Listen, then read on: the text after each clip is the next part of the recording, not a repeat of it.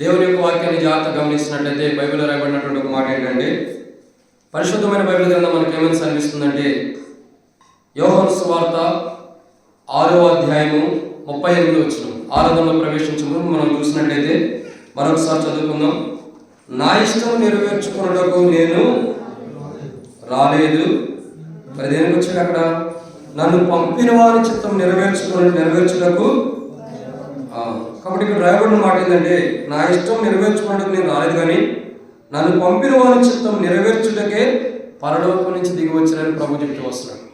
యేసు ప్రభు ఈ లోకానికి ఎందుకు జన్మిస్తూ వచ్చాడు, ఈ లోకానికి ఎందుకు వచ్చాడంటే కొన్ని మాటలు బైబిల్లో లిఖించబడుతూ వచ్చింది.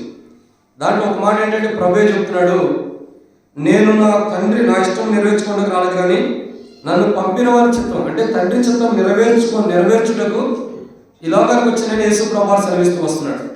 ఇక్కడ ఒక మాటను మనం జాగ్రత్తగా అర్థం చేసుకున్నట్లయితే, ఈ ఒక్క మాట మీద నేను 2 రోజులు ఇక్కడ ఉంటాను, 2 రోజులు ఇదే వచనంలో ఇదే మాట మీద మనం ధ్యానిద్దాం. అది కూడా వచ్చిన మొత్తం కూడా కాదు, పరలోకము నుండి ఏమై ఉన్నాడు, దిగి వచ్చి తిని. ఈ ఒక్క మాట మీదే మనం ఈ 2 రోజుల వర్తమానం మనం ధ్యానిద్దాం. ఆరాధనకి, ప్రభు వాళ్ళకి, గాస్పల్ కానీ, క్రిస్మస్ కానీ అన్నిటికీ కూడా. అది ఇక్కడ ఒక మాట రాయకుండా మాట ఏంటంటే, పరలోకం నుండి దిగి వచ్చాను. ఇక్కడ యేసుక్రీస్తు ప్రభువు పరలోకం నుండి ఎందుకు దిగి వచ్చాడు?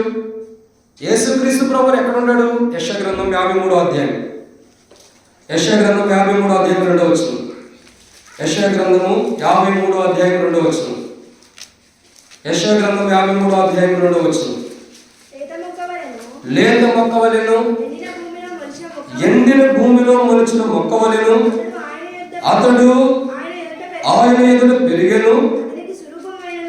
చాలక కాబట్టి యేసుక్రీస్తు ప్రభువారు పరలోకంలో ఎలా ఉన్నాడంటే, లేత మొక్క వలె ఉన్న అనుభవాన్ని ప్రభువుని మనం చూస్తున్నాం. ఎలా చూస్తున్నాము? లేత మొక్క వలె. యేసుక్రీస్తు ప్రభువారు పరలోక రాజ్యంలో ఎలా ఉంటాడంటే, ఒక లేత మొక్క వలె ఉన్న అనుభవాన్ని మనం చూస్తూ వస్తున్నాం. అయితే ఆ లేత మొక్క వలె ఉన్నటువంటి ప్రభు, ఆ లేత మొక్క వలె ఉన్నటువంటి యేసుక్రీస్తు ప్రభువారు ఎక్కడికి వచ్చాడు? ఎక్కడి నుండి దిగి వచ్చాడు? ఆయన ఎక్కడున్నాడు? పరలోకం ఉన్నాడు. ఎక్కడికి దిగి వచ్చాడు? భూమి మీదకి దిగి వచ్చాడు. ఎలా దిగి వచ్చాడు? నరవతారికి దిగి వస్తూ వచ్చాడు. ఎందుకు దిగి వచ్చాడు? ఎందుకు దిగి వచ్చాడు అంటే మానవాళి కొరకు. ఇక్కడికి అర్థం చేసుకోవాల్సిన ఒక విషయం ఏంటంటే, ఆయన పరలోకం ఉన్నాడు, భూమి మీదకి దిగి వచ్చాడు. దిగి వచ్చిన ప్రభు మానవాళి కొరకు దిగి వచ్చాడు. మానవాళి కొరకే ఎందుకు దిగి వచ్చాడంటే చాలా విషయాలు బైబిల్లో రాయబడుతూ వచ్చింది. అంటే బైబిల్ చెప్పేటటువంటి ఒక చక్కటి మాట ఏంటంటే, పరలోకం నుండి ఆయన దిగి ఎక్కడికి వచ్చాడంటే భూమి మీదకి. నేను ఒక ప్రశ్న అడుగుతా, యేసుక్రీస్తు ప్రభువారు ఎక్కడ జన్మించాడు? ఏ ప్రాంతంలో జన్మించాడు? బెత్లెహేములో. స్థలం అదే రాను. మొదట ఎక్కడ పుట్టాడు? పశువులా? కాదు, ఇంకా చెప్పండి. దానికి ఇంకో పేరు ఉంది, సత్రములో. ఎక్కడ? సత్రం. సత్రము అంటే అర్థం ఏంటి? మన ఊళ్ళో సత్రాలు ఉండేనా? సత్రం అంటే అర్థం ఏంటి? తెలిసిన పెద్దవాళ్ళకి తెలిసింది, చిన్నవాళ్ళకి తెలియదేమో. కానీ ఇప్పుడు ఉన్న వాళ్ళకంతా సెల్ ఫోన్లు, వాటిలో ఉన్న వాటి గురించి, యూట్యూబ్ల గురించి, వీటి గురించి తెలుసు, కానీ సత్రాల గురించి వాటి గురించి తెలియదు. సత్రం అంటే దేనికి కడతారు? ఊరు బయట ఒకటి కడతారు. ఎందుకు కడతారు? ఎవరైనా ఏదన్నా బాధలు ఉన్నప్పుడు, కష్టాలు ఉన్నప్పుడు ఇలా కూర్చోవడానికి, కానీ ఎవరు చూడనప్పుడు, దిక్కు లేనప్పుడు, అనాథలుగా ఉన్నప్పుడు ఎక్కడికి వెళ్తాము? అక్కడికి వెళ్ళి కూర్చుంటాం. అందుకే ఒకసారి అంటే ఎక్కడ ఉండవు అంటే సత్రంలో ఉన్నానంటాడు. సత్రం అంటే అర్థం ఏంటి?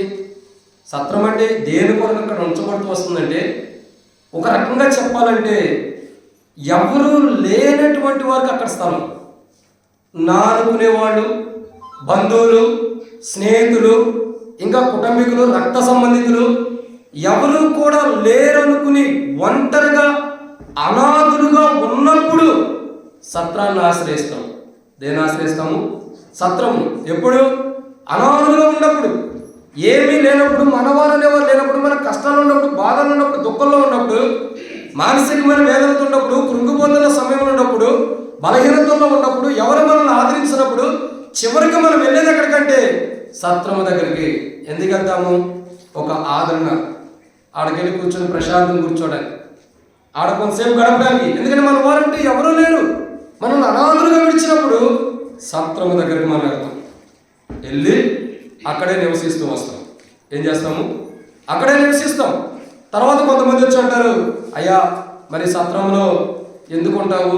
ఇదిగో నేను ఉంటా కదా, రా మన ఇంటికి తీసుకెళ్ళడానికి వస్తాను.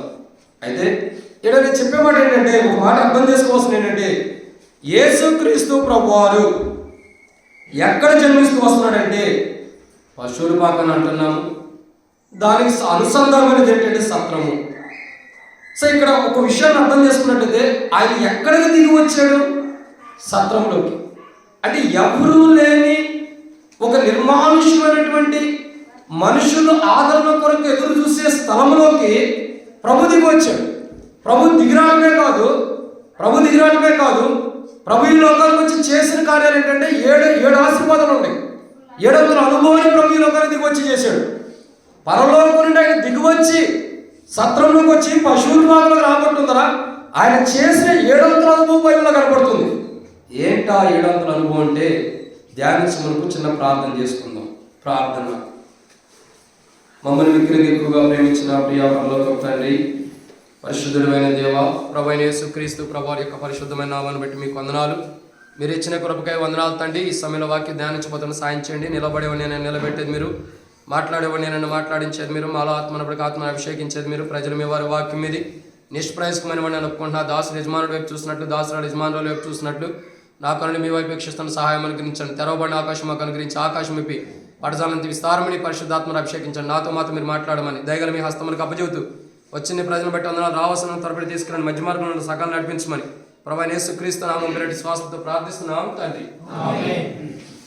కాబట్టి దేవుని యొక్క వాక్యాన్ని చూసినట్టయితే ఇక్కడ నేను త్వరగా మనం ధ్యానించుకోవడానికి ప్రయత్నిద్దాం. ఎందుకంటే నేను రావటం ఆలస్యమైంది, తర్వాత కూడికి ఆరంభించడం ఆలస్యమైంది. కాబట్టి త్వరగానే మనం ధ్యానించుకుంటూ వద్దాం. దేవుని యొక్క వాక్యాన్ని చూసినట్టయితే యేసుక్రీస్తు ప్రభువు పరలోకం నుండి దిగి వచ్చిన యోహాను సువార్త 6వ అధ్యాయము 38వ వచనంలో ప్రభు అంటున్నాడు, పరలోకం నుండి ప్రభు దిగి వచ్చి ఎక్కడ దిగి వచ్చాడు?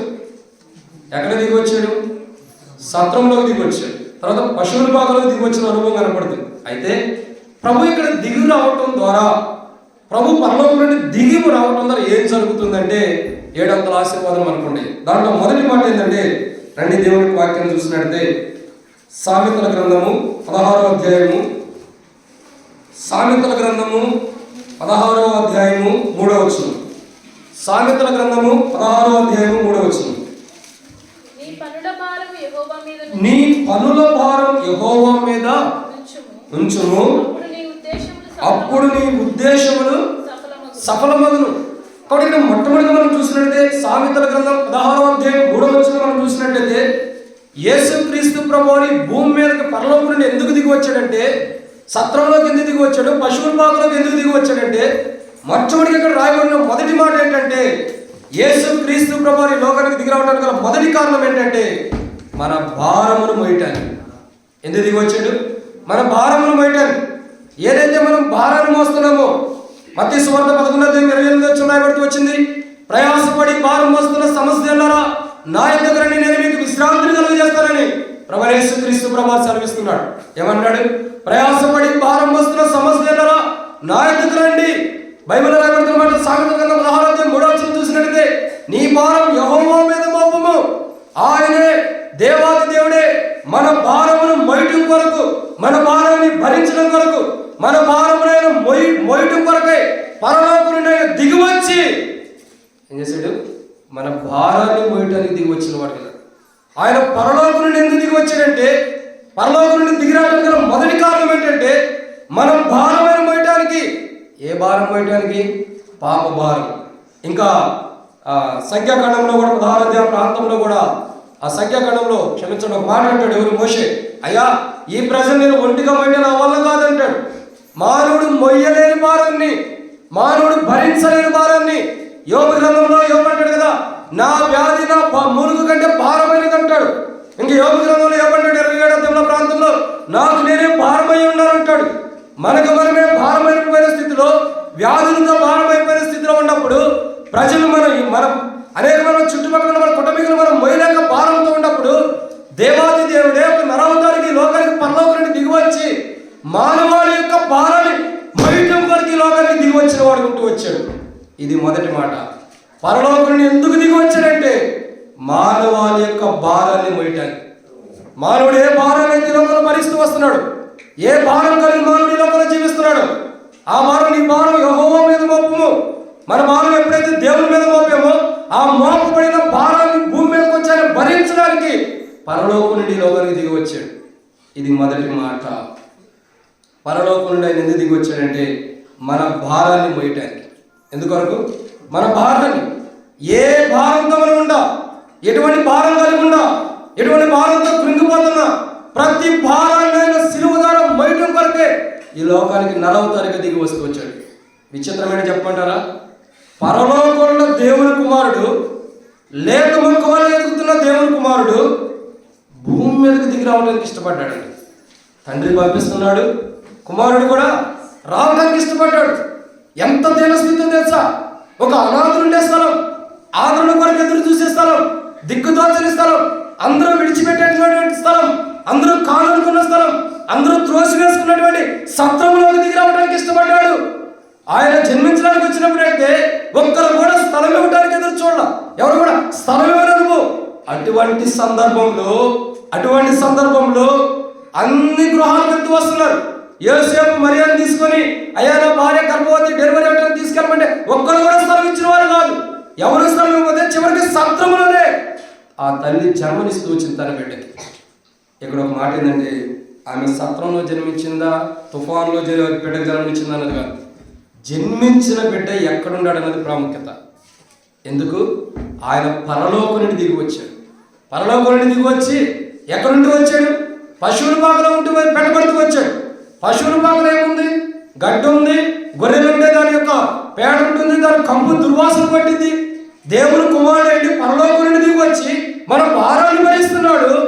రెండోదిగా ఆయన ఏం చేస్తున్నాడంటే ఆయన రెండో మాట, మొట్టమొదటిగా మన భారాన్ని భరిస్తానికి లోకానికి దిగి వచ్చాడు. 2 మన కంపంతా ఆయన భరించడానికి. పాపపు దుర్వాసన. దేని కొరకు? పాపపు దుర్వాసన. ఏదైతే మానవుడు దుర్వాసన పడుతున్నాడో ఆ దుర్వాసన నుండి మానవుడికి మధురమైన జీవితం ఇవ్వడం కొరకు దిగి వచ్చాడు పరలోకం నుండి. పరలోకం నుండి ఆయన దిగి రావడానికి రెండో కారణం ఏంటంటే ఆ దుర్వాసన మనలో ఉంది కాబట్టి దుర్వాసన విడుదల ఇచ్చి ఆ దుర్వాసన తీసేసి మధురమైనటువంటిది సువాసనతో కూడిన పరిమళ సువాసనతో కూడినటువంటి జీవితాన్ని మనకి ఇవ్వడం కొరకు యేసు ప్రభువు ఈ లోకానికి పరలోకం నుండి దిగి వచ్చాడు. చాలా మందికి ఇంకా నేటి దినాలు ఏముంటుంది తెలుసా? ఇంటికాడ పశువుల పాకలు ఉంటాయి, ఇంకా యేసు ప్రభువు చిన్నపిల్లోడుగానే ఉంటాడు, ఇంకా స్టార్లు అట్టగా ఉంటాయి. చాలా మంది క్రైస్తవులు అనుకునేవాడు చేసే తప్పులేంటి తెలుసా? ఎప్పటికీ పశువుల పాక వేస్తారు, ఒకటి చిన్నది, దాంట్లో గడ్డి పెడతారు, ఇంకా ఒక బొమ్మను పెడతారు, ఇంకా అనేక రకాలు ఉంటూ వచ్చినాయి. ఇవన్నీ దేనికి? ఒక ఆచారం, ఒక అలవాటు, ఇవి కొనసాగుతూ వస్తున్నాం. నిజమైన క్రైస్తవుడికి ఎప్పుడో అసలు స్టార్తో సంబంధమే ఉంది. నిజమైన క్రైస్తవుడు పశువుల పాకతో సంబంధమే ఉంది. పశువుల పాకలో పుట్టాడు, పశువుల పాకలో ఉన్నాడు, అక్కడి నుంచి లేచాడు, దేవాలయంలోకి వచ్చాడు, అనేక కుశల ప్రశ్నలు అడిగాడు, చివరికి సిలువుకి ఎక్కాడు, ప్రాణం పెట్టి సమాధిలోకి వెళ్ళాడు, తిరిగి లేచాడు, పరమను కూడా కొనిపోబట్టాడు. ఇంకా మనం పశువుల పాకలో వెతుకుతామైంది. ఎక్కడ వెతుకుతున్నాం? ఇంకా పశువుల పాకలోనే. అంటే క్రైస్తవ మానవుడి యొక్క జీవితం ఎలా ఉందో చూడండి. అయితే దేవాది దేవుడు తన కుమారుని లోకానికి ఎందుకు పంపాడు? యేసు ప్రభువు ఎందుకు పరలోకం దిగి వచ్చాడంటే మొట్టమొదటిగా మన భారాన్ని భరించడానికి, రెండోదిగా పశువుల పాకలో ఉన్న దుర్వాసన, అంటే మన జీవితాల్లో ఉన్న దుర్వాసన తీసివేయడం కొరకు పరలోకం నుండి దిగి వచ్చాడు. ఆయన ఎందుకు దిగి వచ్చాడు? మన జీవితాల్లో ఉన్న దుర్వాసన తీసేయడానికి. ఇది రెండో మాట. మూడోదిగా చూసినట్టు పరలోకం నుండి ఆయన ఎందుకు దిగి వచ్చాడంటే, రండి దేవుని వాక్యం నుండి యెషయా గ్రంథం 53వ అధ్యాయం. యెషయా గ్రంథము 53వ అధ్యాయము. యెషయా గ్రంథం 53వ అధ్యాయం 4వ వచనం. ఆయన ఎందుకు పరలోకం నుండి దిగి వచ్చాడు? మొట్టమొదటిగా ఎందుకు దిగి వచ్చాడు? చదువుదారండి. యెషయా గ్రంథం 53వ అధ్యాయం 4వ వచనం. నిశ్చయముగా అతడు మన రోగమును భరించెను, మన వ్యసనమును వహించెను, అయినను మొత్తబడిన వాడుగాను, దేవుని వల్ల బాధింపబడిన వాడుగాను మనం అతన్ని 7 విషయాలు ఉంటాయి. ఆయన పరలోకం నుండి దిగిరావడానికి గల ఎన్నో కారణం ఇది?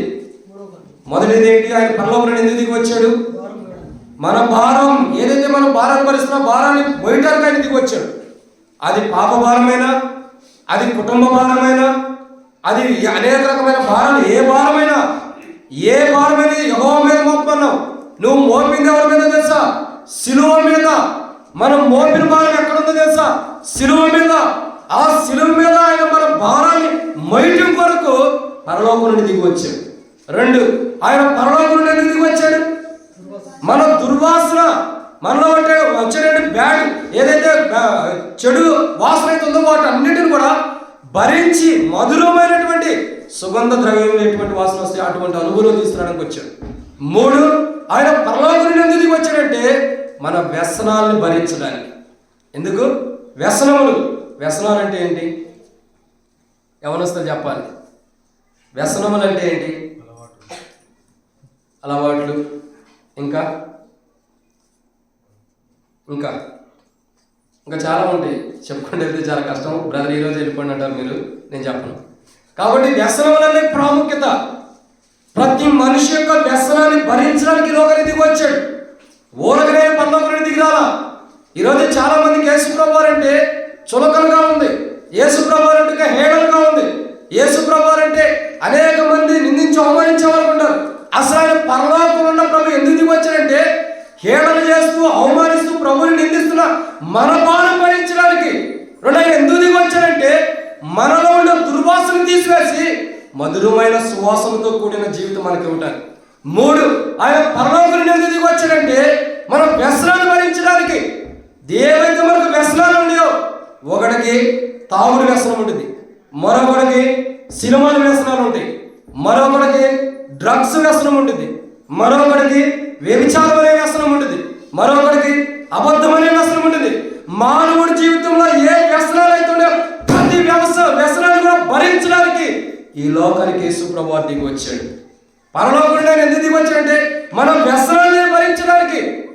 ఏ వ్యసనాలతో మనం కూరుకుని జీవిస్తున్నామో, త్రాగుడు ఒక వ్యసనం, అబద్ధం ఒక వ్యసనం, వ్యభిచారం ఒక వ్యసనం, చెడు ఆలోచన ఒక వ్యసనం, అనేకమైన వ్యసనాలు కలిగిన వారు మనం. ప్రతి వ్యసనము, ప్రతి కోరికలు, ప్రతి ఆశలు మనలో ఉన్న ప్రతి వాటి నిమిత్తమై ప్రభు పరలోకం నుండి దిగి వచ్చి వాటి నిమిత్తమై, ఆ వ్యసనముల నిమిత్తమై ప్రభు ఏం చేయబడుతూ వచ్చాడు? మొత్తబడటానికి దిగి వచ్చాడు. ఎందుకు దిగి వచ్చాడు? మొత్తబడటానికి. చూడండి, మానవుడి యొక్క వ్యసనాలు చూస్తే, నేను ఒక మాట అంట, ఇదే మందిరంలో ఉన్న వాళ్ళందరినీ బయటికి పంపించేసి ఒక మనుషుని ఇక్కడ పెట్టి జీవితంలో తన వ్యసనాలు ఏమైతుండే అవన్నీ ఇక్కడ చూపిస్తే ఈ మందిరంలో అతను కనపడ్డు. ఏం కనపడతాయి? అతని వ్యసనాలే అన్నీ కనపడతాయి. ఇంకా మనకు అర్థమైందని చెప్పమంటారా? ఎప్పుడన్నా వడ్లు చూసారా మీరు? చూసారా? మంచిదైతే. వ్యవసాయం ఉంది ఇక్కడ? ఓకే. వ్యవసాయం పండిన తర్వాత వడ్లన్నీ ఏం చేస్తాం మనం? సహజంగా పూర్వదినాల్లో అయితే ఇంటికి తీసుకెళ్ళాలి. ఇప్పుడైతే కొద్దిగా అప్పులు ఉన్నాయి కాబట్టి ఇప్పుడు అమ్మేసుకుంటారు. ఇంటికి తీసుకెళ్ళి ఏం చేసేవాళ్ళు? ఇంట్లో చక్కగా గోను సంచుల్లో కుట్టి ఇంట్లో పెట్టుకున్నాడు. ఒక రూమ్ మొత్తం అయ్యే పెట్టేసేసేవాడు. రూమ్ మొత్తం కూడా అవే పెట్టేవాడు. ఇంకా అక్కడ ఇంకేమైనా కారణం ఉంటుందా? వడ్లే మొత్తం నిండిపోతాయి. ఆ రూమ్ మొత్తం నిండిపోయినప్పుడు మనకు మాట అంట, ఆ బస్తాలన్నీ ఇంట్లో పెట్టడం ఏమైంది? మొత్తం ఆ రూమ్ మొత్తం ఆక్రమించేస్తుంది. ఒక మనుషుల్ని లోపల పెట్టి ఆ బస్తాలన్నీ చుట్టూ పెడితే వడ్లన్నీ కనబడతాడా? మీరు అర్థం చేసుకోండి. కనబడతాడా? వద్దు, తగ్గించు, అసలు అవసరం. కాబట్టి ఏమవుతుంది? కనబడతాడా? కనబడ్డు. ఎందుకు కనబడ్డు?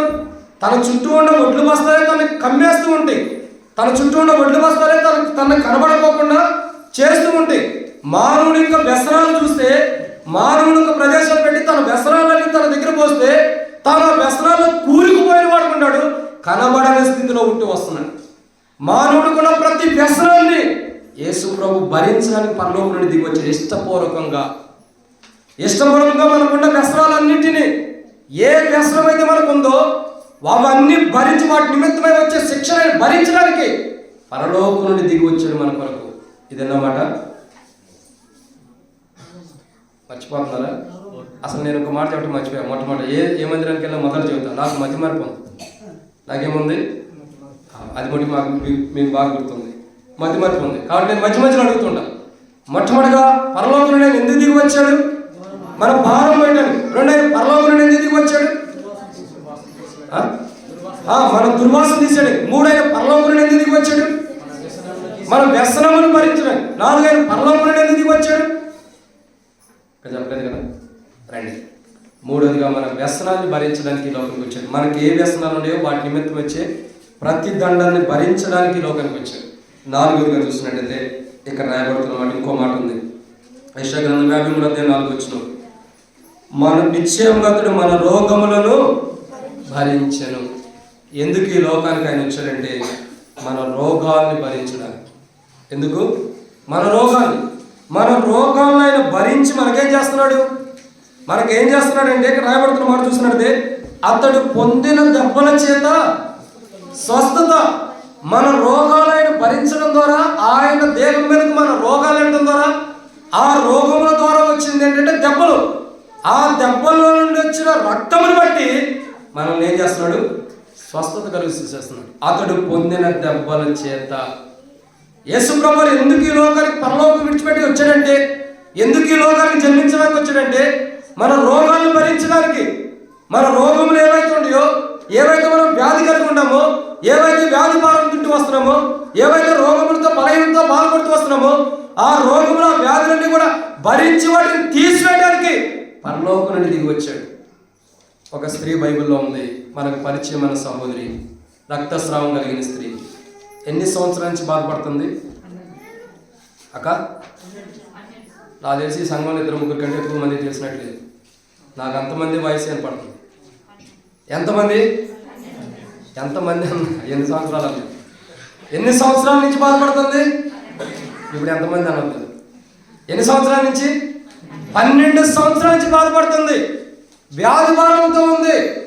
డాక్టర్ వచ్చాయా, అమ్మ పలానూరులో సదాశివపేటలో డాక్టర్ ఉంటా, మంచి అత్తనాలు అంటే అక్కడికి వెళ్తుంది. సంగారెడ్డిలో ఉన్నాడంటే అక్కడికి వెళ్తుంది. నర్సాపూర్ ఉన్నాడంటే అక్కడికి వెళ్తుంది. ఇంకా హైదరాబాద్లో ఉన్నాడంటే అక్కడికి వెళ్తుంది. అమెరికాలో ఉన్నాడంటే అక్కడ కూడా వెళ్తానికి సిద్ధపడుతుంది. ఎక్కడ తన రోగాన్ని తీసివేసుకొని తన రోగాన్ని భరించేవాడు, తన రోగానికి విముక్తినిచ్చేవాడు ఎక్కడ ఉండాలని ప్రాంతాలు కూడా తిరిగి వస్తుంది. అవసరమైతే దేశాలు కూడా వెళ్ళేది. అంత బాధతో ఉంది. తన బాధ వర్ణనాతీతమైనది, చెప్పలేనంత బాధ. అంత బాధపడిస్తున్నటువంటి స్త్రీ వచ్చి యేసు ప్రభు దగ్గరికి రావడంతోనే, ఆయన వస్త్రాన్ని ముట్టడంతోనే ఆమె రోగములు ఆయన భరించింది. కాబట్టి ఆమెలోకి ఏమొచ్చింది చూడండి. అక్కడ చాలా వింతైన అద్భుతం జరిగింది. ఆమె ప్రభు వస్త్రాలు ఇట్లా పట్టుకుంది. ప్రభులో ఉన్న మహిమ ఇట్లా ప్రభావం ఆమెలోకి వచ్చింది. ఆమెలో ఉన్న వ్యాధి భారం ప్రభు మీదకి వెళ్ళిపోతూ వచ్చింది. రెండు ఒకేసారి జరుగుతుంది. ఆమెలో ఉన్న వ్యాధి భారం ప్రభు మీదకి వెళ్తుంది. ప్రభువులో ఉన్న ప్రభావము, ప్రభువులో ఉన్న మహిమ, ప్రభువులో ఉన్న స్వస్థత ఆమెలోనికి వస్తుంది. రెండో ఒకేసారి జరిగింది. ఏమని? రెండో ఒకేసారి ఏమైనా ఉన్న వ్యాధి వస్త్రం పుట్టుకుందని ప్రభు మీదకి వెళ్ళింది. ప్రభువులో ఉన్న స్వస్థతలు చేసి అద్భుతం కలిగినటువంటి మహిమ ఆమెలోకి ప్రవేశిస్తూ వచ్చింది. ఎంత గొప్ప త్యాగము, ఎంత గొప్ప కార్యము, ఎంత గొప్ప అద్భుతము, వర్ణనాతీతమైనది. 12 సంవత్సరాల నుంచి బాధతో ఉంది, దుఃఖంతో ఉంది, వేదనతో ఉంది. రక్తస్రావం కలిగిన స్త్రీ అంటే ఎవరికి తన బాధ చెప్పుకోగలిగిందా? ఎవరికి చెప్పుకోలేదు. తన బాధ అంత బాధ. రక్తస్రావం కలిగిన స్త్రీ అంటే ఎంత బాధ భరిస్తుంది. బయట వాళ్ళు చెప్పుకునేది కాదు. అది చెప్పుకోలేనంత బాధ తనలో తానే భరిస్తున్నప్పుడు యేసు ప్రభువు ఆ మార్గం గుండా రావటం ద్వారా తనలో తాను భారం ఉంటూ, తనలో ఉన్న భారాన్ని బట్టి కుంగిపోతూ, తనలో ఉన్న వ్యాధిని బట్టి తనలో తానే కుంగిపోతున్న సందర్భంలో యేసు ప్రభువు ఆ ప్రాంతానికి వచ్చినప్పుడు ప్రభు వారి వస్త్రాన్ని ముట్టుకోవడం ద్వారా కృంగిపోయిన తన దేహము, కృంగిపోయిన తన మనస్సు, కృంగిపోయినటువంటి తన తన జీవితం అంతా కూడా తెప్పరేలా చేయబడుతూ వచ్చింది. ఎలా తెలుసా? బాగా అడవిలో ఎడారిలో మనం తిరుగుతూ వచ్చామండి. ఎడారిలో తిరుగుతున్నాం అనుకో, బాగా దాహమైంది. ఎక్కడో ఒక చోట ఒక చిన్న బాటిల్లో ఒక 2 డ్రాప్స్ వాటర్ ఉంది అంటే ఏమనిపించింది మనకి? బాగా దప్పికతో ఉన్నాం, చాలా దప్పికతో ఉన్నాం. చాలా అంటే చాలా దప్పిక. మరికొన్ని క్షణాల్లో ప్రాణం పోయే అంత దప్పికతో ఉన్నప్పుడు ఎక్కడో కొద్దిగా లేదా ఒక కొద్దిగా ఒక 1 గ్లాసు వాటర్ దొరికితే మానవుడికి ఏమనిపించింది? అవి ముందర పోకుండా త్వరగా బాటిల్ మూత తీసేటప్పుడు కూడా నెమ్మదిగా ఉపదేసి నోట్లో ఒక్క చుక్క కూడా కింద పడిపోకుండా జాగ్రత్తగా తాగుతాం. ఎందుకు? ప్రాణం పోయే సమయంలో చివరి గడియలో చివరి స్థితిలో దొరికింది కాబట్టి ఇష్టపూర్వకంగా తాగుతాం దాన్ని, ప్రాణం కాపాడుకోవడానికి. ఎంత సంతోషం వచ్చింది తెలుసా, ఎంత ఆనందం ఉంటుంది తెలుసా. అదే ఆనందం, అదే సంతోషం ఆ స్త్రీ 12 సంవత్సరాల నుంచి ఉన్న బాధంతా విడుదలైనప్పుడు, ప్రభు ద్వారా స్వస్థత పొందినప్పుడు తన సంతోషానికి అవధులు లేదు.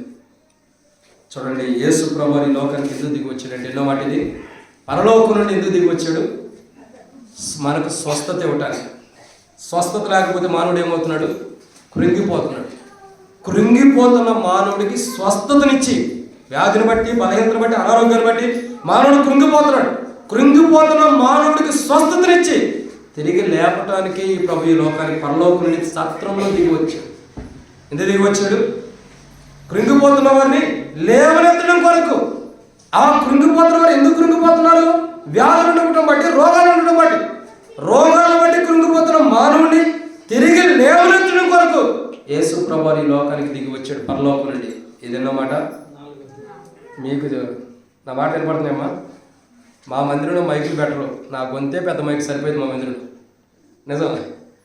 సరే, అర్థమవుతుందమ్మా? ఎందుకు దిగి వచ్చాడు? మీరందరూ మౌనపడ్డారు. ఈయన అడుగుతారు. మొట్టమొదటిగా ప్రభు పరలోకం నుండి ఎందుకు దిగి వచ్చాడు? స్వస్థత. ఇప్పుడు వచ్చావాక, అందుకే స్వస్థత. పరలోకం నుండి ఎందుకు దిగి వచ్చాడు? మొట్టమొదటిగా చెప్పండి. మన భారం భరించడానికి. రెండు, పరలోకం నుండి ఎందుకు దిగి వచ్చాడు? మన దుర్వాసన తీసేయడానికి. మూడు, పరలోకం నుండి ఎందుకు దిగి వచ్చాడు? మన వ్యసనాలు భరించడానికి. అది ఆ టయానికి వచ్చిన వాళ్ళు గుర్తుపెట్టుకున్నది. నాలుగు, పరలోకం నుండి ఎందుకు దిగి వచ్చాడు? మన రోగముల నుండి, కృంగిపోతున్న రోగం నుండి విడుదలించి స్వస్థత ఇవ్వడానికి తిరిగి వచ్చాడు. ఇక 5 మీరే గుర్తుపెట్టుకోండి.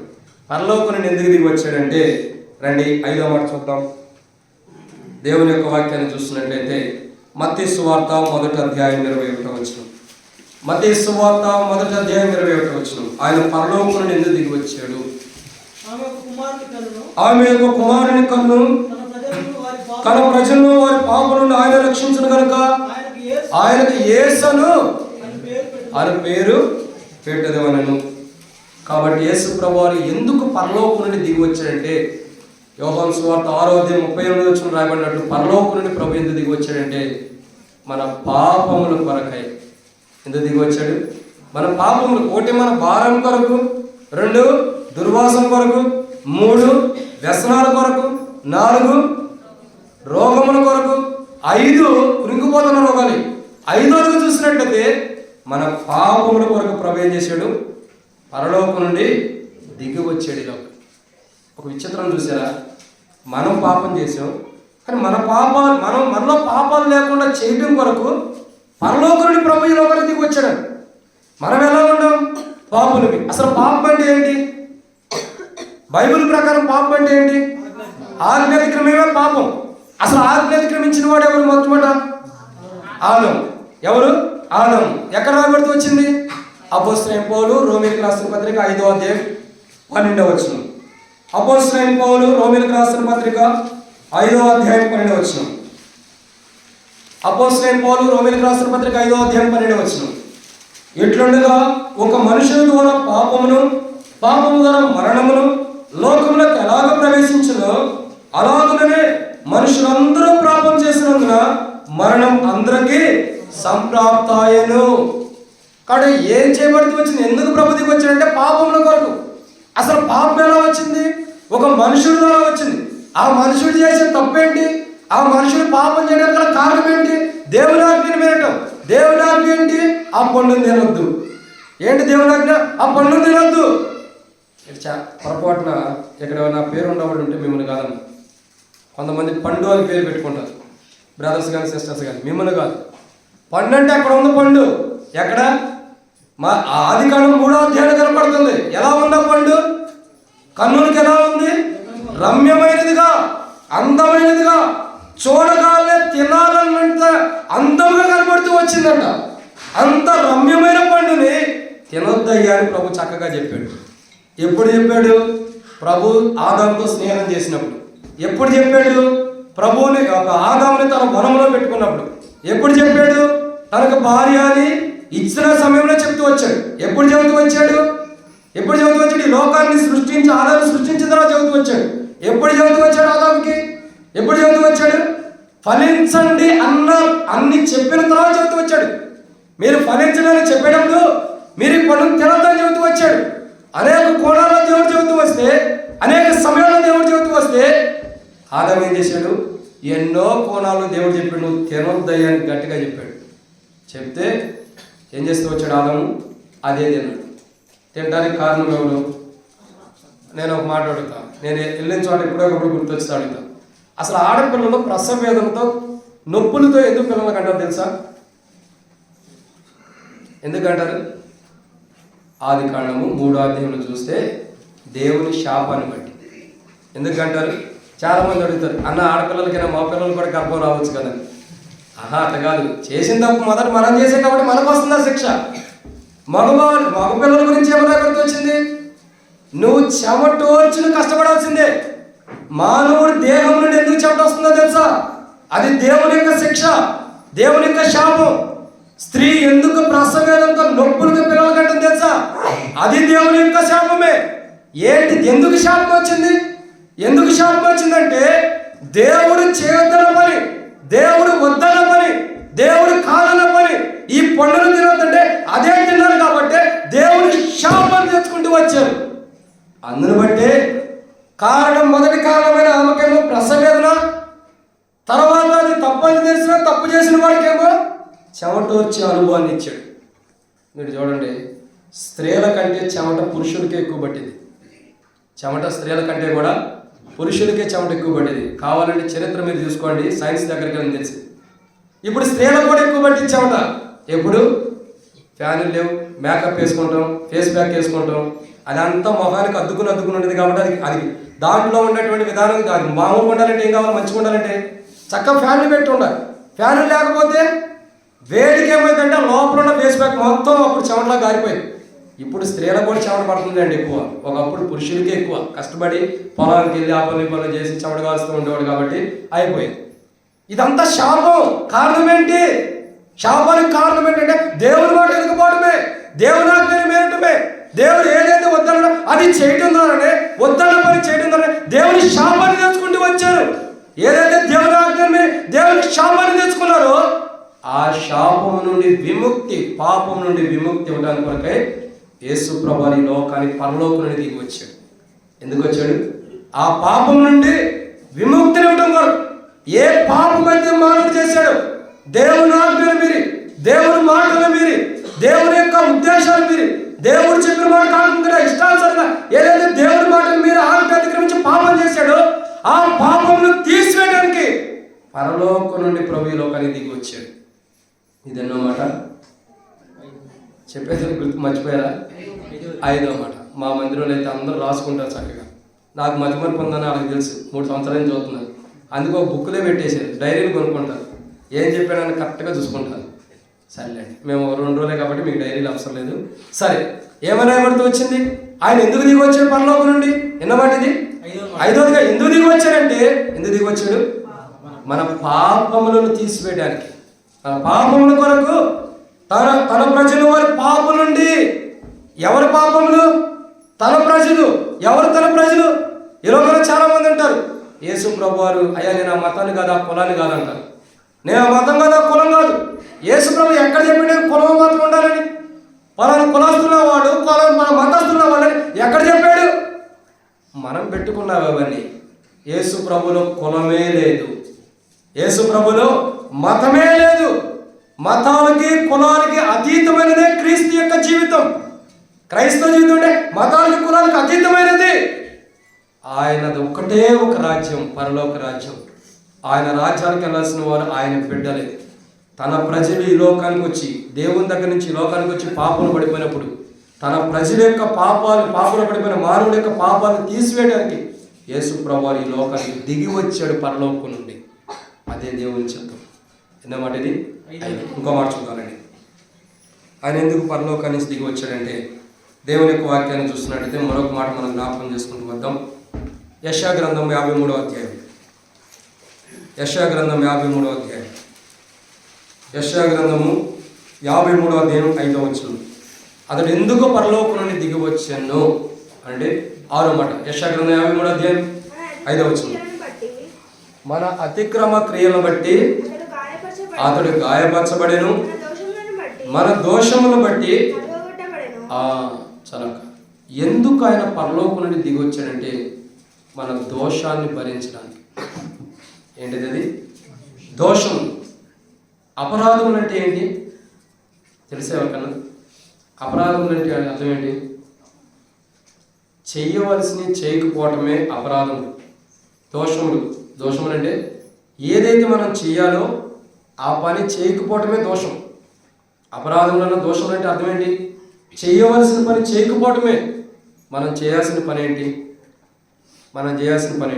మోషేని ఈ లోకానికి ఎందుకు దేవుడు పంపించాడు? మోషే గురించి చరిత్ర మీకు తెలుసా? తెలీదా? సరే. ఇశ్రాయేలు ప్రజల్ని ఐగుప్తు నుంచి బయట తీసుకురావడం కొరకు దేవుడు మోషేని ఈ లోకానికి పంపించాడు. మోషే పట్ల దేవుని చిత్తం ఏమై ఉంది? నెరవేర్చబడింది. మోషే ఐగుప్తు నుండి ఇశ్రాయేలు ప్రజల్ని తీసుకొచ్చాడు. యెహోషువని ఎందుకు పంపాడు ఈ లోకానికి? యెహోషువని ఎందుకు పంపాడంటే మోషే కొంతవరకు నడిపించిన ప్రజల్ని కానానులోకి నడిపించడం కొరకు యెహోషువని లోకానికి పంపాడు. మరొక వ్యక్తి ఉన్నాడు, దావీదుని ఎందుకు ఈ లోకానికి పంపాడు? లేదా సమూయేలుని ఎందుకు పంపాడంటే దేవుని ప్రవక్తగా స్థిరపరిచి దేవుని మహిమకరం అంటారు. దావీదుని ఎందుకు ఈ లోకానికి పంపాడు? ఇశ్రాయేలుకి ఘనమైన రాజుగా ఉండటానికి. దావీదు యొక్క గోత్రం కొరకు దావీదుని లోకానికి పంపాడు, యోనా గోత్రం కొరకు. మరి సొలొమోను ఎందుకు పంపాడు? ఘనమైన దేవుని మందిరం నిర్మించడానికి. ఇంకా అట్లా చెప్పుకుంటూ పోతే బాప్తిస్మిచ్చి యోహాను ఎందుకు పంపాడు? ప్రభు మార్గం సరళం చేయడానికి. యేసు ప్రభువుని ఎందుకు పంపాడు? మనల్ని రక్షించుకోవడం కొరకు. అయితే ప్రతి మనిషి తన పనులు తాను చేసుకుంటూ వెళ్ళిపోయాడు ఈ లోకం నుండి. మోషే తన పని చేశాడు, యెహోషువ తన పని చేశాడు, సమూయేలు తన పని చేశాడు, దావీదు తన పని చేస్తున్నాడు, సొలొమోను తన పని చేస్తున్నాడు, యోహాను తన పని చేస్తున్నాడు, యేసు ప్రభువు తన పని తాను చేసి లోకం నుండి వెళ్ళిపోయాడు. మరి తన పని తాను చేయని వ్యక్తులు ఎవరు?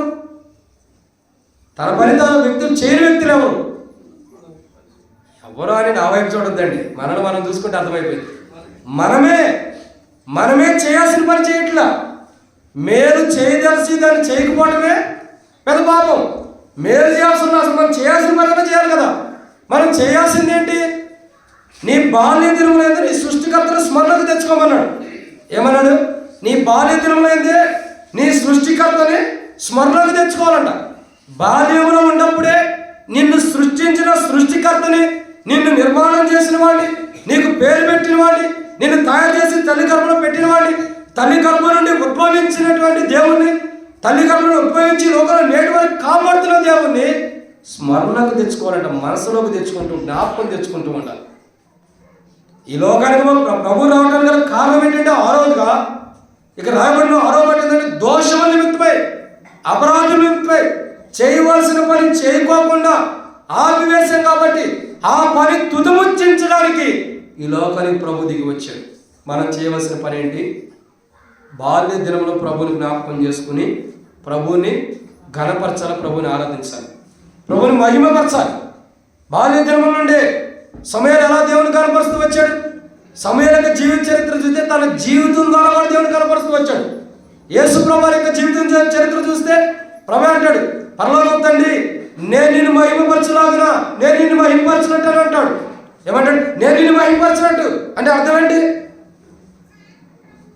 ఈజ్ వర్షిప్, ఆరాధిస్తున్నాడు, ఘనపరుస్తున్నాడు, తండ్రిని మహిమపరుస్తున్నాడు. బాల్య దినములోనే ఆరాధన చేయడం అనేది స్మరణకు తెచ్చుకోవాలి, జ్ఞాపకం తెచ్చుకుని ప్రభుని ఎలా ఘనపరచాలని నేర్చుకోవాలి. మన జీవితాల్లో ప్రభుని ఎట్లా ఆరాధించాలో, ప్రభుని ఎట్లా స్తుతించాలో, ప్రభుని ఎట్లా మహిమపరచాలో, ప్రభుని ఆరాధించి ప్రభుని స్తుతించవలసిన మనం ఆ పని మర్చిపోయినప్పుడు దేవుని కుమారుడి లోకాన్ని పరలోకం నుండి దిగి వచ్చి దేవుణ్ణి ఆరాధించేది, దేవుణ్ణి స్తుతించేది మనకు నేర్పిస్తూ వచ్చాడు. మనం చేయవలసింది దేవుని ఆరాధించి దేవుని స్తుతించడం. చేయవలసిన పని చేయలేనప్పుడు ఆయన దిగి వచ్చి మనం ఏం చేయాలో మనకు నేర్పించి ఆ పని ప్రకారం మనం నడిపిస్తూ వచ్చాడు. అదే ఆరాధన, అదే ఆరాధన. ఆ దినాల్లో ప్రభుని పంపాడు. మన పితరుల యొక్క దినాల్లో, మన దినాల్లో దైవజనుడు భక్సింగ్ గారిని లోకానికి దేవుడు పంపాడు. నేను ఒక మాట అంటే ఈ విషయాన్ని బట్టి అతిశయిస్తా. ఏ విషయం అంటే హెబ్రోన్ యొక్క సావాసం నేను సేవకుడు ఉన్నానంటే అతిశయిస్తాను. ఎందుకు తెలుసా? ఎందరికో లేని ధన్యత ఈ యొక్క సహవాసంలో దేవుడు దైవజనుడు ద్వారా మనకు అనుగ్రహించాడు. ఏంటి?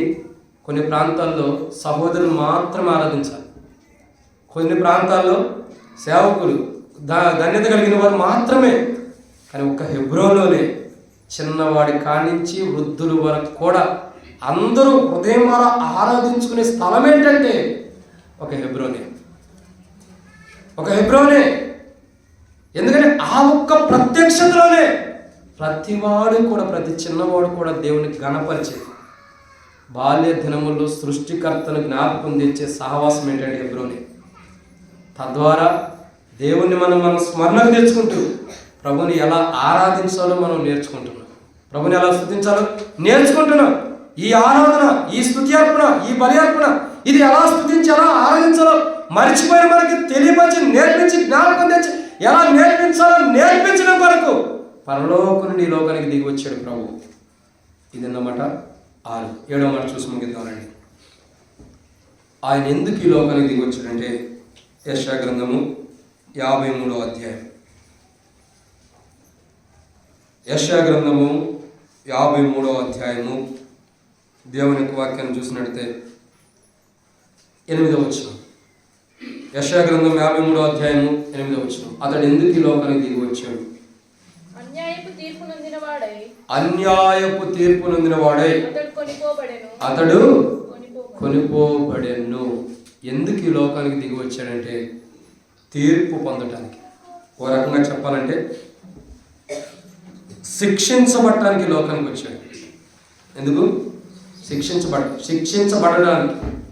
ఆయన ఈ లోకానికి ఎందుకు పరలోకానికి దిగి వచ్చాడంటే మన నిమిత్తమే ఆయన శిక్షించబడ్డాలి. ఎగ్జాంపుల్ ఒక మాట నేను ముగిస్తాను. పాత నిబంధన కాలం చూసినట్లయితే ఒక వ్యక్తి ఒక దొంగతనం చేస్తే శిక్ష ఏంటి? మీ అందరికీ తెలుసా లేదా? వాక్యం తెలుసుగా అందరికీ. దొంగతనం చేస్తే వచ్చే శిక్ష ఏంటి? జైలా. ఆ రోజుల్లో లేదక్క. దొంగతనం చేస్తే వచ్చే శిక్ష ఏంటి అక్క? పెద్దగా చెప్పండి, ఎందుకంటే మీరు ఎంత లేట్ చేస్తే అంత లేట్గా ముగిస్తా. త్వరగా చేస్తే త్వరగా చెప్పండి. దొంగతనం ద్వారా వచ్చే శిక్ష ఏంటి? నాకు తెలిసి మీలో చాలామంది, అందరూ కాదు, కొంతమంది బైబిల్లో చదవాలని అర్థమైంది. ఇంటికాడ ఆ మందిరానికి వచ్చినప్పుడే బైబిల్, ఇంటికి తర్వాత బైబిల్ లేదని అర్థమవుతుంది. అబద్ధం ప్రకారం వచ్చే శిక్ష ఏంటంటే యెహోషువ గ్రంథం 7వ అధ్యాయంలో చూస్తే ఆకాను యొక్క జీవితంలో దొంగతనం చేస్తే ఏమొచ్చింది? రాళ్లతో కొట్టి చంపబడుతున్నాడు. అవునా? దొంగతనం చేసినందుకు ఏమొచ్చింది? రాళ్లతో కొట్టి చంపబడ్డాడు. ఇది దొంగతనం. అబద్ధానికి కూడా ఏమొస్తుంది? అదే శిక్ష.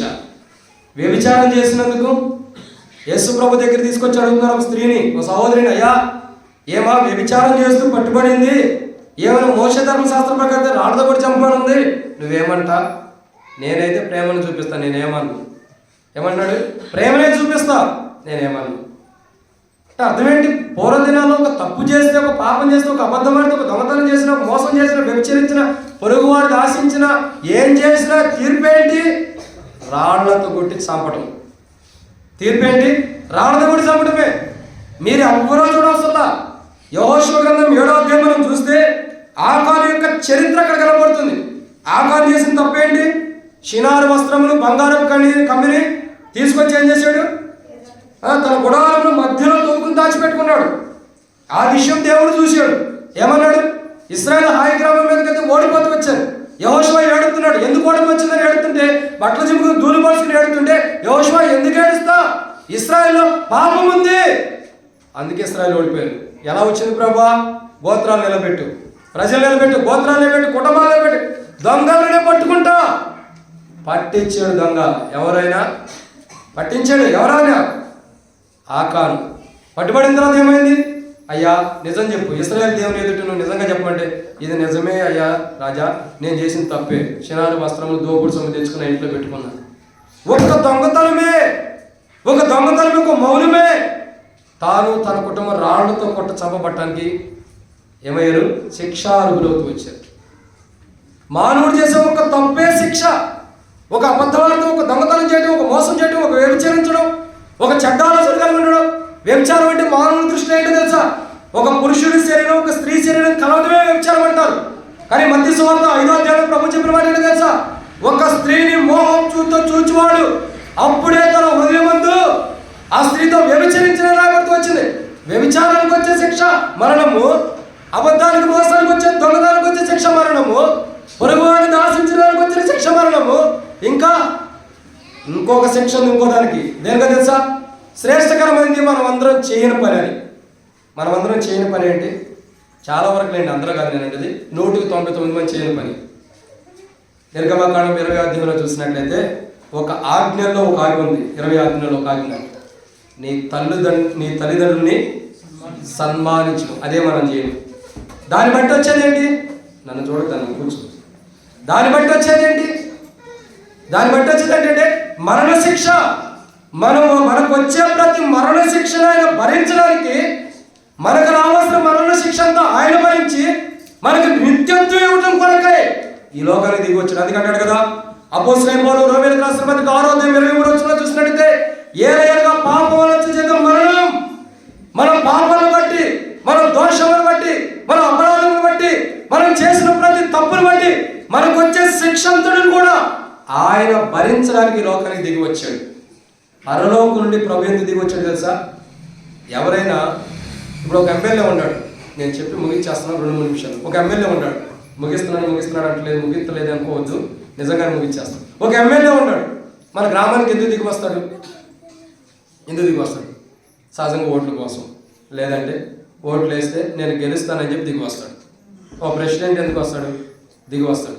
ఫస్ట్ దిగి వస్తాడు, తర్వాత ఎక్కువ ఉంటాడు. మనం వెళ్ళాలి వాళ్ళ దగ్గరికి, మనం మెట్లెక్కాలి. వాళ్ళు దిగి వచ్చిన తర్వాత మనం మెట్లెక్కాలి. ఎందుకు? ఎందుకంటే వాళ్ళ అవసరం ఉంది కాబట్టి దిగి వచ్చాడు. కానీ ప్రభు ఎందుకు దిగి వచ్చాడంటే, ప్రతి మనిషి ఒక మెట్టు ఎందుకు దిగుతాడంటే తన అవసరం కొలదే. ఎవరైనా సరే, అంటే నేను రాజకీయ నాయకులు విమర్శిస్తాను, ఎవరైనా సరే ఒక మెట్టు ఎందుకు దిగుతారు? తన అవసరతలు ఉండబడి దిగి వస్తారు. అవసరతలు అక్కడ ఉండబడి ఒక మెట్టు దిగి వస్తాడు. ఆయన ఎందుకు ఒక మెట్టు దిగాడంటే, ఒక మనుషుడికి వచ్చే శిక్షని తీసివేయడానికి ఒక మెట్టు దిగి వచ్చాడు. ఎందుకు? మనుషుడి మీద ఉన్న శిక్ష, పాపం వల్ల వచ్చే జీతం మరణము, మరణంతో కూడిన శిక్షను తీసివేయడానికి దేవుని యొక్క కుమారుడు, లేకపోతే పెరిగినటువంటి దేవుని కుమారుడు ఈ లోకానికి పరలోకం విడిచిపెట్టి పరలోకం నుండి దిగి వచ్చింది. అదే యోహాను సువార్త 6:38లో రాయబడుతూ వచ్చింది. పరలోకం నుండి దిగి వచ్చింది. ఎందుకు దిగి వచ్చాడు? మన మీదకి వచ్చే శిక్ష, మన మీదకి వచ్చే మరణ శిక్షను ఆయన భరించి, ఆ మరణ శిక్ష మన మీద రాబోతున్న మరణ శిక్ష నుండి మనం తొలగించి తప్పించి మనకు జీవం ఇవ్వడం కొరకు. పాపం వల్ల వచ్చే జీతం మరణం, అయితే దేవుని కృపను మన ప్రభువైన యేసుక్రీస్తునందు నిత్య జీవం. అర్థమవుతుందండి? మనకొచ్చే మరణాన్ని, ఆ మరణ శిక్షను ఆయన భరించి ఆయన నిత్య జీవం ఇస్తున్నాడు. యెషయా గ్రంథం 53వ అధ్యాయం మీరు తర్వాత చదివినట్లయితే, అతన్ని నలుగొట్టుటకు యెహోవాకు ఇష్టమైనట. ప్రభువు మీద, పరలోకం నుండి దిగి వచ్చిన ప్రభువు మీద మన శిక్ష వేయడానికి దేవుడు ఇష్టపడ్డాడు. అందుకే రోమపత్రిక 8వ అధ్యాయం 30-31 వచ్చిన రాయబడుతూ వచ్చింది. ఎట్లుండగా ఏముంది? దేవుడు మన పక్షంలో ఉండగా మనకు విరోధేవుడు, తన సొంత కుమారుని మన కొరకు ఇవ్వడానికి వెనకదిరిగి ఆలోచించిన దేవుడు ఆయనతో పాటు సమస్తం ఎందుకు ఇవ్వడు? మనందరి శిక్ష ఆయన మీద భరించడానికి దేవుడు ఇష్టపడ్డాడు, వేయటానికి. ప్రభు కూడా మన శిక్షని భరించడానికి ఈ లోకానికి వచ్చాడు. ఎటువంటి శిక్ష తెలుసా? అవమానం, నిందలు, గాయాలు, ఇంకా గాయములు, పట్టబట్టం, ఎన్నో పరిస్థితులు. వీటన్నిటిని కూడా ప్రభు ఎందుకు భరించడానికి, ఈ లోక శిక్షను భరించడానికి ఈ లోకానికి వచ్చాడంటే, దేవుడు లోకాన్ని ఎంతో ప్రేమించాడు. మనల్ని దేవుడు ప్రేమించాడు కాబట్టి తన కుమారుని లోకానికి పంపి మన శిక్ష అంతటి నా కుమారుని మీద వేశాడు. యేసు ప్రభు ఎందుకు సత్రంలోకి లోకానికి దిగి, ఆయన పుట్టడానికి వచ్చినప్పుడే ఎవరు స్థలం లేదు. కానీ ఇప్పుడు అందరూ ప్రభు నాకు కావాలంటున్నారు. ఒకప్పుడు ఆయన పుడతానికి లోకానికి వస్తే సత్రంలో పుడుతూ వచ్చాడు, స్థలం ఇవ్వలేదు. ఎవరికి స్థలం ఇవ్వలేదు? మన వ్యసనాన్ని భరించానికి. ఎవరికి స్థలం ఇవ్వలా? మన వ్యాధులు భరించాలి. ఎవరికి స్థలం ఇవ్వలా? మన పాపములు భరించాలి. ఎవరికి స్థలం ఇవ్వలా? మన దోషములు భరించాలి. ఎవరికి స్థలం ఇవ్వలా? మనకి నిత్య రాజ్యం ఇచ్చి మన మరణ శిక్ష భరించానికి ఈ లోకంలో స్థలం ఇవ్వలా. స్థలం లేకపోయినా ఉండా దాంట్లో ఆయన సమకూర్చబడి పుట్టి పెద్దవాడే మనకి ఇవన్నీ అనుగ్రహిస్తూ వచ్చాడు ప్రభు. పరలోకం నుండి దిగి వచ్చి 7 విషయాలు చెప్పండి ముగిద్దాం. మొట్టమొదటి పరలోకం నుండి దిగి వచ్చి ఆయన ఏం చేస్తున్నాడు? మన భారాన్ని భరిస్తున్నాడు. 2 పరలోకం నుండి దిగి వచ్చి దుర్వాసన జీవితాన్ని తీసేస్తున్నాడు. 3 పరలోకం నుండి దిగి వచ్చి మన వ్యసనాలను భరిస్తున్నాడు. 4 పరలోకం నుండి దిగి వచ్చి చెయ్యి చూపిస్తున్నాడు. 4 మీరు అలా వాక్యం వింటలా బ్రదర్సే చాలా మందిరాల్లో సిస్టర్స్ బాగా వింటారు వాక్యం. ఇప్పుడు మీరే వినట్లేదు. మళ్ళీ చదువు. మొట్టమొదటిగా ఎందుకు దిగి వచ్చాడు? భారాన్ని భరించడానికి పరలోకం నుండి దిగి వచ్చాడు. 2 పరలోకం నుండి ఎందుకు దిగి వచ్చాడు? దుర్వాసన జీవితం తీశాడు. 3 పరలోకం నుండి ఎందుకు దిగి వచ్చాడు? వ్యసనాలు భరించాడు. 4 పరలోకం నుండి ఎందుకు దిగి వచ్చాడు? రోగం తీసాడు. మీరు 5 పరలోకం నుండి ఎందుకు దిగి వచ్చాడు? పాపాలను తీసిపెట్టాడు. 6 పరలోకం నుండి ఎందుకు దిగి వచ్చాడు? దోషములు భరించడానికి. 7 పరలోకం నుండి ఎందుకు దిగి వచ్చాడు? శిక్ష భరించడానికి. దీని కొరకు ప్రభు పరలోకం నుండి దిగి వచ్చాడు. ఇంకా చాలా మంది పరలోకం నుంచి ఎందుకు దిగి వచ్చాడు అనేది ఈ 2 రోజుల్లో చాలా వర్తమానాలు ఉన్నాయి. కాబట్టి ఇట్లా ప్రభు దిగి వచ్చి మన శిక్షని, మన వ్యసనాన్ని, మన పాపాలన్నింటినీ క్షమించి వాటి కొరకు ఆయన సిలువ వేయబడి సమాధించబడి తిరిగి లేచి మనకు రావాల్సిన శిక్షతో మన వ్యసనాన్ని భరించి మన శిక్ష నుండి మనకు వచ్చే శిక్ష నుండి ఆయన తప్పించినందుకు ప్రభుని ఆరాధించాలి. ఆరాధనలో ప్రవేశిద్దాం. ప్రవేశించే మనకు నిలబడే పాట పాడుకుందాం.